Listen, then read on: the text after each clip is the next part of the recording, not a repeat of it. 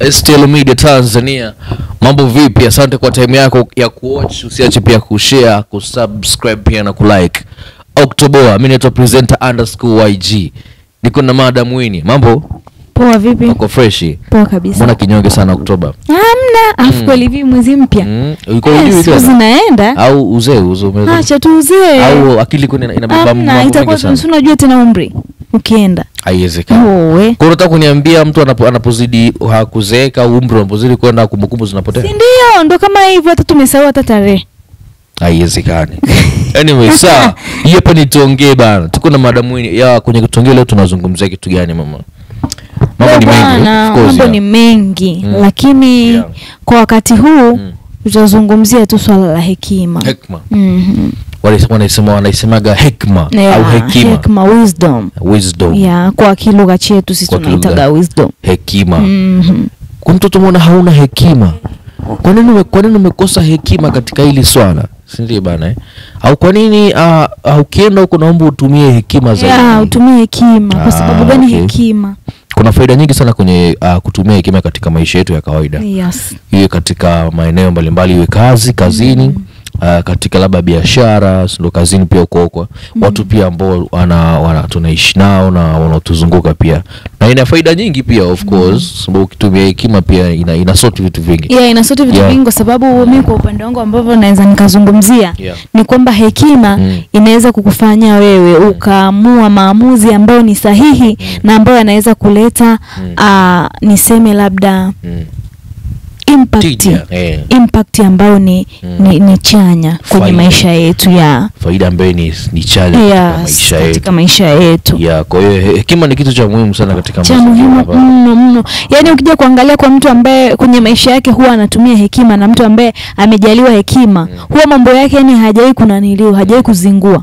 Na hekima sio kwamba kila mtu ni amepata yani amejaliwa hiyo kitu ya hekima.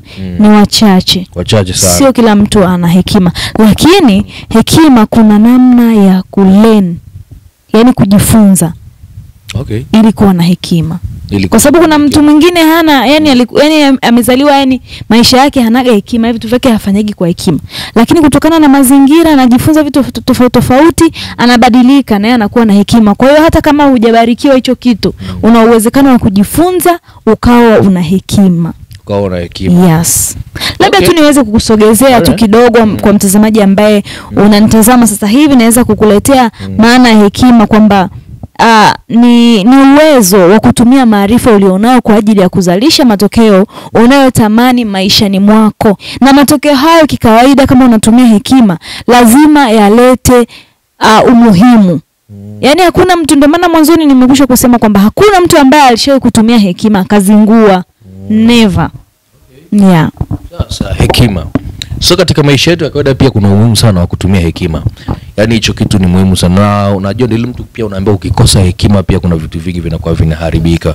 Lazima uzingue. Utapoteza pia vitu vingi sana, utapoteza pia heshima. Kwa pia hekima huaga inasaidia pia vitu vingi kuattract pia vitu ambavyo ni positive kama ulivyosema.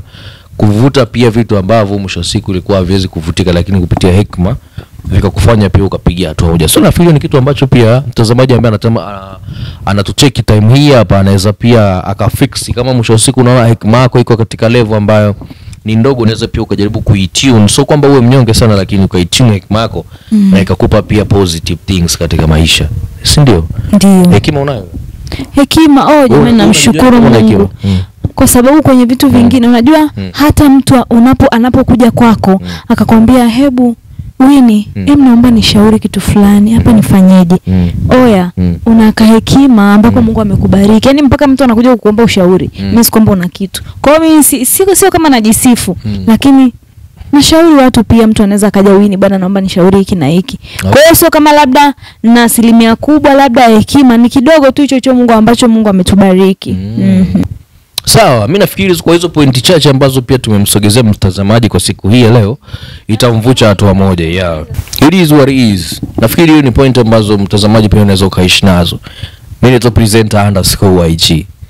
Bwana, mimi majina yangu ni Winifrida Mchome. Endelea kusubscribe STL Media Tanzania, share, lakini pia usisahau kuachia comment yako.